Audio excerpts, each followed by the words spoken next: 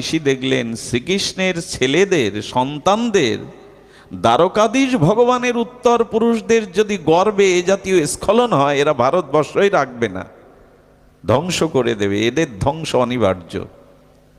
অভিসম্পাত করলেন যে যদুকুল ধ্বংস হবে, এর গর্ভে যে জন্ম নেবে শুল জন্মাবে, এই শুলের দ্বারা যদুবংশ ধ্বংস হবে। এবং সেই গর্ভ থেকে শুল জন্মালো, সেই শুল বলরামের আদেশে সাগর তীরে গিয়ে ঘষে ঘষে ঘষে ঘষে নিষ্ক্রিয় করবার চেষ্টা করা হলো।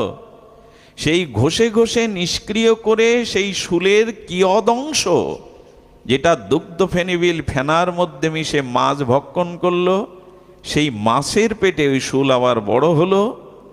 ধীবর সেই মাছ পেল, বাজারে সেই শুল বিক্রি করলো, ব্যাত সেই শুল দিয়ে তীর